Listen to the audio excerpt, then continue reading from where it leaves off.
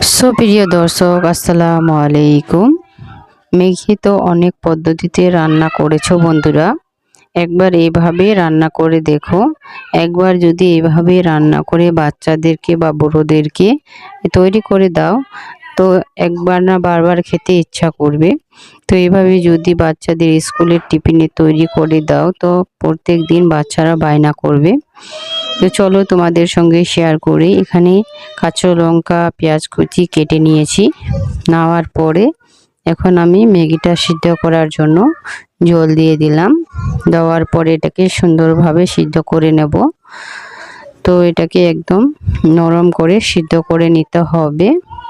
তো এই পর্যায়ে আমার এটা সিদ্ধ করানো হয়ে গেছে, দেখতেই পাচ্ছ। তো এখন আমি গ্যাসে কড়াই বসিয়ে দিয়েছি, সামান্য তেল অ্যাড করেছি।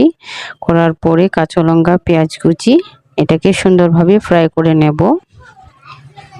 তো এটাকে ফ্রাই করার পরে এখানে দিয়ে দেব একটা ডিম। ডিমটাকে দেওয়ার পরে ডিমটাকেও সুন্দরভাবে ফ্রাই করব। এই পর্যায়ে দিয়ে দেব স্বাদ মতো লবণ, পরিমাণ মতো হলুদ। তোমরা চাইলে আরও কিছু মশলা অ্যাড করতে পারো, তো আমি আর মশলা দেব না। তো এই পর্যায়ে এটাকে ফ্রাই করানো হয়ে গেছে ডিমটাকে। এখন আমি দিয়ে দেব ম্যাগি। তো ম্যাগিটাকে দেওয়ার পরে এটাকে সুন্দরভাবে 5 মিনিটের মতো ফ্রাই করে নেব।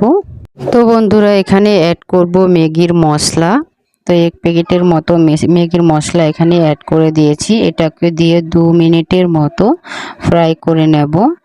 তো এইভাবে যদি এই রেসিপিটি তৈরি করো তো অসাধারণ লাগবে। মাত্র একটি ডিম দিয়ে এই রেসিপিটি তৈরি করতে পারো।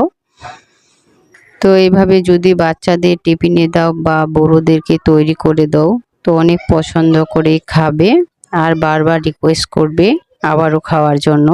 তো তোমাদের কেমন লাগলো? ভালো লাগলে সঙ্গে থাকার অনুরোধ রইল। কে কোনখান থেকে দেখছেন কমেন্ট করে অবশ্যই জানাবেন।